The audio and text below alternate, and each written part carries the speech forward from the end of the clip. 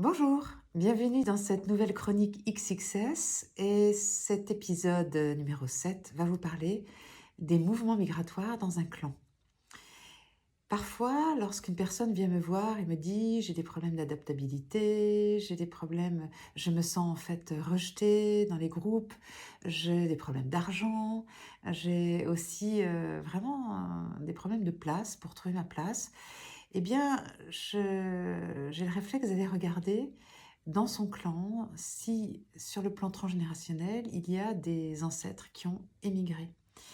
Et c'est souvent le cas. C'est-à-dire que quand une personne ou tout un clan entier, ou une famille en tout cas, émigre dans un pays d'accueil, eh bien ça génère beaucoup de choses. Ça génère du drame, ça génère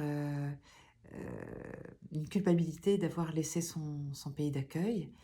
Et puis, donc ça veut dire que ça génère des traumatismes. Effectivement, quand on doit quitter un pays pour des raisons politiques, socio-économiques ou autres, eh bien, on le fait un petit peu dans l'urgence souvent. On n'a pas le temps de se préparer, on quitte, ses proches, ceux qu'on aime, pour, heu, pour arriver le plus vite et être en survie, hein.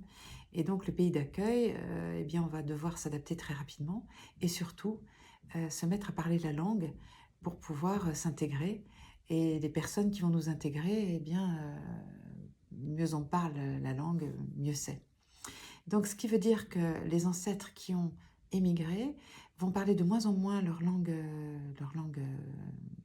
maternelle, et vont inciter leurs enfants et leurs petits-enfants à parler directement la langue du pays. Ce qui fait qu'il y a des rites qui se perdent, et aussi des racines sont un petit peu coupées parfois, ce qui se ressent justement dans la capacité d'adaptation. Voilà, donc ce qu'on regarde en constellation, on essaye de voir tous les traumatismes qu'il y a pu avoir, de les réparer avec les ancêtres, et puis de reconnaître surtout tous les efforts qui ont été faits, parce qu'il faut aussi parler du courage de ces gens qui ont quitté, qui ont tout quitté pour venir vivre dans un nouveau pays dont souvent on ne parle pas la langue.